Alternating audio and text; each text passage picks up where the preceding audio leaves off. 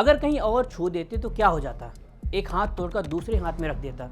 नीतीश कुमार अब अपनी असली रंग दिखा रहे हैं। नीतीश कुमार को महिला से बिना शर्त माफ़ी मांगनी चाहिए, महिला नौकरी से इनकार करे या जहन्नुम में जाए, वगैरह वगैरह। ये सिर्फ चंद बानगी है मुख्यमंत्री नीतीश कुमार और हिजाब विवाद पर नेताओं के बयानों की। सवाल ये कि बिहार की राजनीति में सुशासन बाबू कहे जाने वाले नीतीश कुमार क्या अब बदल रहे हैं, या फिर अनजाने में हुए उनसे एक छोटे से एक्शन को जानबूझकर बड़ा मुद्दा बनाया जा रहा है।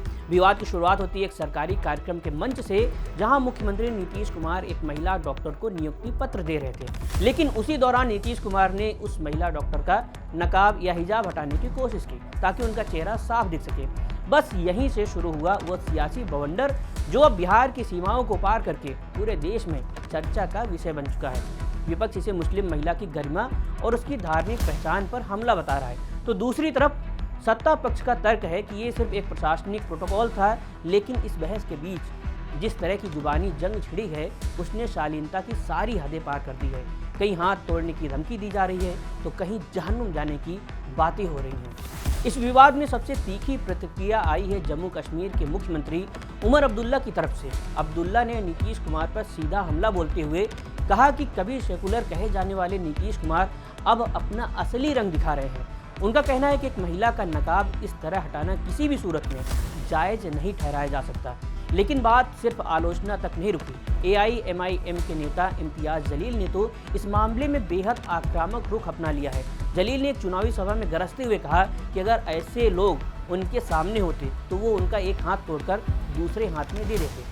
उन्होंने साफ कहा कि महिलाओं की गरिमा से खिलवाड़ करने वालों के हाथ सलामत नहीं रहने चाहिए। जलील का ये बयान सोशल मीडिया पर आग की तरह फैल रहा है, जिसने इस पूरे विवाद को और ज़्यादा हिंसक मोड़ दे दिया है। जब विवाद बढ़ा तो बीजेपी और जेडीयू के नेता नीतीश कुमार के बचाव में उतरे, लेकिन इस बचाव में कुछ ऐसे बयान आ गए जिसने आग में घी का काम किया। केंद्रीय मंत्री गिरिराज सिंह ने तो दो टूक कह दिया कि ये महिला पर निर्भर है कि वो नौकरी करे या जहन्नुम में जाए।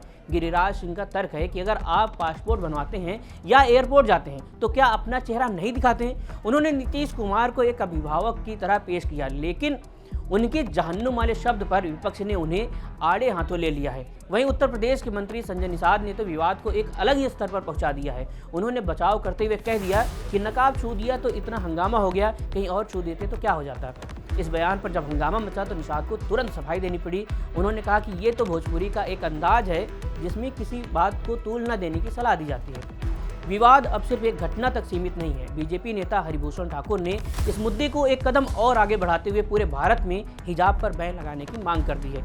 उनका कहना है कि हिजाब की आड़ में आतंकवाद पनपता है और अपराधी अपनी पहचान छिपाकर भाग निकलते हैं। उन्होंने तो यहाँ तक कह दिया कि जिन्हें हिजाब पहनना है वो पाकिस्तान चले जाएं। सवाल ये है कि क्या एक मुख्यमंत्री का एक महिला का नकाब हटाना सिर्फ एक सहज क्रिया थी, या फिर ये उस बदलती राजनीति का हिस्सा है जहां प्रतीकों पर लड़ाई अब और तेज होने वाली है। एक तरफ धर्मनिरपेक्षता की दुहाई तो दूसरी तरफ कानून और पहचान का तर्क। लेकिन इस पूरी लड़ाई में जिस तरह की भाषा का इस्तेमाल हो रहा है वो भारतीय राजनीति के गिरते स्तर का एक और सबूत पेश करती है।